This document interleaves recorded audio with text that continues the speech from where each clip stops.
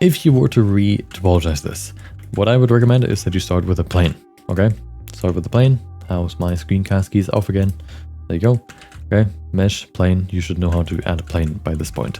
What I want you to do is cut it in half and remove one side and then press Control, whatever this is, again to add the mirror modifier. Now, so that we have this, we can now start retopologizing. And the way we do that is basically just by putting this on top of the original geometry to create a new model. And we do that with snapping.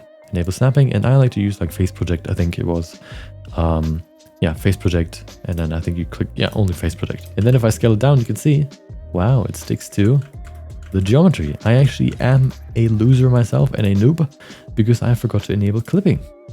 Clipping allows you to keep the geometry together in the middle so that it doesn't move. See, it doesn't leave the middle anymore, and we want that.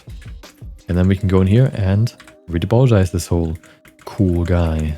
I'm not going to go over like all the details on how you best do it, but let me give you a few more tips. First things first, what I would recommend you to do is to go to object settings and set this to in front so you can actually see what you're doing, okay? For retopology, I would recommend to set this in front and then remove in front again once the model is done, of course.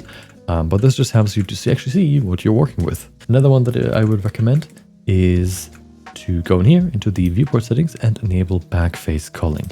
Like imagine you've already modeled like the chest right here. Bring that down there, and then all of a sudden you want to work in the back, but then you see this. Oh, how will we work with this? Well, you could just do this and cover it, but something even easier is to just go into the viewport and go to back face culling. And then everything that you only see the back side of will just be hidden. Of course, something you should also do, should have enabled with this is a subdivision surface modifier. Just actually, well, you don't really need one, but it allows you to see the model in a bit more, just a little bit more smoothly. Whether you want to use it or not is kind of up to you. I like to use it. We're going to use something, you're going to use something else afterwards anyway. But right now, for example, you can use subdivision if you feel like it. That's just something that I wanted to tell you, okay? You're allowed. And then you basically just follow the basics of retopology.